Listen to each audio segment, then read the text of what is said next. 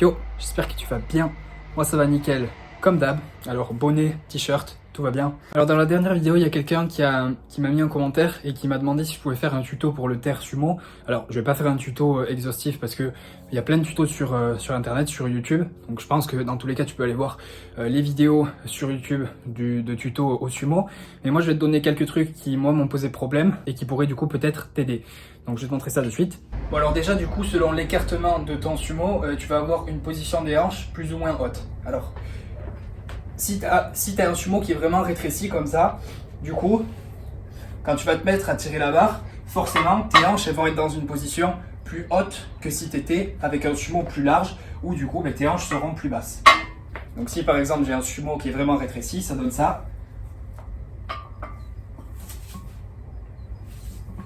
Que si j'ai la stance vraiment beaucoup plus écartée, ça donne ça. Donc là tu vois avec la stance beaucoup plus écartée, je suis beaucoup plus droit. Ensuite une erreur que certaines personnes font, que je fais aussi, j'ai tendance à le faire encore, c'est de mettre tes hanches trop basses ou trop hautes. Alors en fait si pendant que tu te setup, tu mets tes hanches trop hautes, genre t'es comme ça, et là tu commences à tirer, en fait tu vas être trop devant la barre, et du coup dès que tu vas commencer à tirer, la barre elle va te tirer vers l'avant, tu vois, et tu vas complètement perdre l'équilibre. Tu auras le poids sur la pointe des pieds et tu pourras pas faire ton lockout. Donc l'idée c'est qu'il faut que tu aies les hanches à la bonne hauteur en fait. Même chose, même problème si tu vas avec les hanches trop basses. Genre si tu t'assois complètement et que tu te retrouves complètement derrière la barre, mais quand tu vas essayer de tirer, tu vas faire ça. Et du coup, ça va faire que, encore une fois, tu vas te retrouver avec le poids devant et tu vas pas pouvoir verrouiller correctement. Donc en fait, ce qu'il faut que tu fasses plutôt, c'est tu te setup correctement et tu vas tirer la slack de la barre, donc tirer l'espèce d'élasticité qu'il y a, tu vois. Je veux pas que tu tires comme ça. L'idée, c'est de mettre de la tension progressivement dans la barre pour qu'elle se soulève de manière fluide, tu vois. Donc, tu mets bien de la tension dans la barre et en même temps, tu trouves la bonne position de tes hanches. Et en fait, quand tu es dans une bonne position et que tu as bien mis de la tension, la barre elle se soulève quand tu as les hanches pile à la bonne hauteur, tu vois.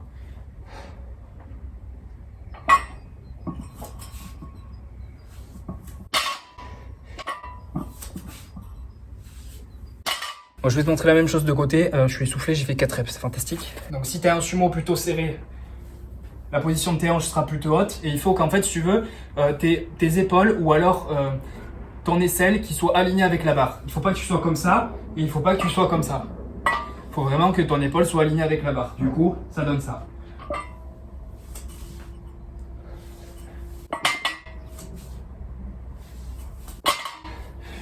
Et tu vois la position de mes hanches là, comment elles étaient. Regarde, si j'ai un sumo méga large, ça donne ça.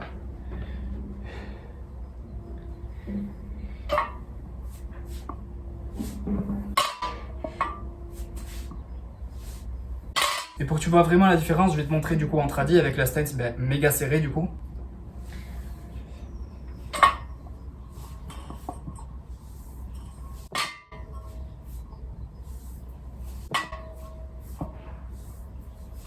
Donc là, tu vois, c'est vraiment des règles qui s'appliquent pour tout le monde.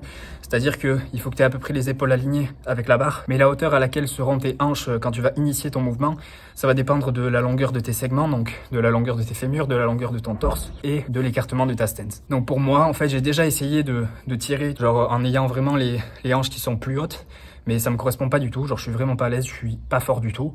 Et je suis beaucoup plus fort si je suis avec les hanches basses, près de la barre et que je suis vraiment droit. Donc ça me correspond à moi. Et je l'ai trouvé en faisant beaucoup de séances, donc ça viendra pas de suite. Mais en fait, ce que tu dois retenir, c'est avoir les hanches à la bonne hauteur en mettant progressivement de la tension dans la barre. Faut pas que tu tires la barre, tu vois. Il faut que tu te mettes en tension dedans et que tu pousses vraiment dans le sol pour que la barre elle se lève. Pour t'aider à faire ça, genre à mettre de la tension progressivement, tu peux peut-être essayer à faire du pause, genre tu tires la barre et dès qu'elle se lève, genre quand elle est à ça du sol, tu fais une pause de 1 seconde ou 2 secondes, puis tu continues ton lift jusqu'à verrouiller. Ça t'aidera du coup ça va t'obliger à maintenir une bonne position. Ou alors du tempo concentrique, pendant que tu lèves la barre, tu fais du tempo, peut-être sur 3 secondes. Ou alors du halt aussi, ça va te permettre d'être plusieurs fois dans la position de départ et du coup peut-être t'aider à prendre conscience de comment il faut que tu te places. Teste les variations en fait et vois ce qui te correspond le mieux. Donc teste pas une variation un jour puis l'autre jour. Il faut que tu fasses une variation suffisamment longtemps pour que tu vois si elle te correspond ou non. Mais du coup dans l'idée c'est ça. Bon du coup tu excuseras mon cardio de l'extrême pour les explications. J'ai absolument zéro souffle, c'est fantastique. Par rapport à mon terre, j'avais dit la semaine dernière que j'allais me focaliser sur mon hook et j'allais essayer de faire un maximum de séries avec mon hook. Alors, pour la séance du terre d'aujourd'hui, j'ai fait mes séries d'échauffement en hook jusqu'à arriver à mes top 7. J'ai vu que 220, j'ai passé la première rep, mais la deuxième, genre, elle m'a glissé des doigts si tu veux. Et en fait, je sais pas pourquoi, mais quand je suis en hook et que la barre me glisse des doigts, tu vois, je mets beaucoup de tension dans la barre parce que j'essaie de la lever. Je la lâche parce qu'elle me glisse des doigts et ça me fait mal aux adducteurs. Alors, je saurais pas dire pourquoi. Peut-être que c'est parce que je la lâche. Peut-être que c'est parce que je la lâche trop brusquement et que du coup, j'ai beaucoup de tension dans mes adducteurs et d'un coup, il y en a zéro et ça me fait mal, plutôt que de libérer la tension progressivement qui me fait beaucoup moins mal aux adducteurs. Donc du coup, je me suis dit, ça sert à rien de me blesser, tu vois, inutilement. Donc j'ai mis les sangles pour 230. Par contre, le changement de la salle, genre la barre de la salle, à la barre là chez moi avec les poids, genre la OPB avec les poids en fente, j'avais l'impression de tirer un mur, c'était désagréable. Oh là là, c'était horrible, c'était tellement dur. Et du coup, la semaine dernière, j'ai passé 250 x 3. Genre là, 240, c'était horrible. Je l'ai pas passé, tu vois, c'était tellement moche et c'était tellement dur. Donc du coup, j'ai fait, si tu veux, une série à 230 qui était ok, mais je sentais que c'était sacrément dur. J'ai mis 240, c'est pas passé, c'était de la merde. Du coup, j'ai remis 230. Le deuxième 230 que j'ai fait, il était pas beau non plus. Je me sentais pas à l'aise en fait. J'avais l'impression de du coup d'avoir totalement perdu mes repères. Donc ensuite, j'avais des séries de 5 si tu veux, et je me suis mis en hook. Donc j'ai fait 210 x 5. Et honnêtement, plus ça allait, plus je me sentais bien. Donc je pense que c'est juste une question de pratique. Et le changement de setup, il m'a cassé la gueule vraiment. J'étais pas du tout à l'aise. Donc ça allait beaucoup mieux sur les séries de 5. J'ai fait 2 séries de 5 à 210 en hook. Mon hook a vraiment bien tenu. Et du coup, merci Charlie pour le petit conseil. J'ai tenu vraiment beaucoup la barre sur la dernière série de 5, sur la 5e rep. Ça me fracassait les doigts. Genre, ça fait tellement mal en hook de retenir la barre. Mais je suis content parce que du coup, je commence à reprendre confiance dans mon hook. J'ai capté en fait comment je me mettais avant pour pouvoir tenir la barre correctement. Mais à la salle, elle glissait beaucoup trop pour que je puisse faire ça. Donc, d'avoir repris ma OPB, au final, ça me casse la gueule parce que je suis plus habitué à ce setup. Genre, tu sais, le slack, il bouge beaucoup moins, en fait. Il y a beaucoup moins d'élasticité de la barre. Du coup, il faut que je sois beaucoup plus patient au sol. Et ça, j'ai encore beaucoup de mal. Mais je l'ai capté sur les séries de back-off. Donc, il va falloir que je mette ça en pratique sur des grosses barres. Donc, ça va demander encore un petit peu de temps, peut-être. Mais le point positif, c'est le hook qui revient à peu près correctement. Donc, voilà, c'est à peu près tout pour l'entraînement d'aujourd'hui. Je vais sûrement te montrer ce que je mange après et répondre à une autre question aussi que quelqu'un m'a posée. Bon, j'ai menti, j'ai absolument pas filmé ce que je mangeais, voilà, j'ai complètement oublié.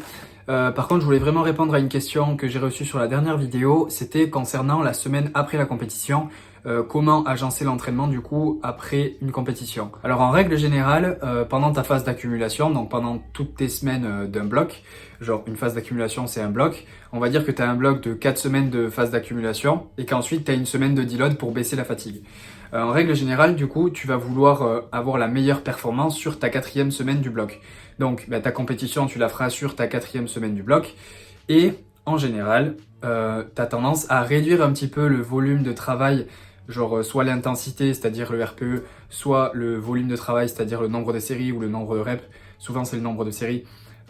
Au début de la semaine 4 pour en gros avoir une baisse de fatigue et pouvoir performer de la meilleure façon qui soit le jour J, tu vois, le dernier SBD du bloc. Donc là, dans mon cas, c'était dans la compétition. Donc si tu veux, tu as eu une phase d'accumulation, donc les semaines précédentes, tu vois, de la semaine 1 à la semaine 4, tu as accumulé une certaine quantité de fatigue, mais tu as créé des adaptations tout au long de la phase d'accumulation, tout au long du bloc. Dans ta 4e semaine, tu essaies de baisser la fatigue en début de semaine pour exprimer ta force le jour J. Donc du coup, tu as exprimé ta force le jour J, tu as fait ta compète ou alors ton SBD, ton gros SBD de fin de bloc. Comment tu fais du coup après ça? Donc moi perso, du coup je fais un deload juste après, donc pour vraiment baisser la fatigue, pour pouvoir repartir sur une phase d'accumulation.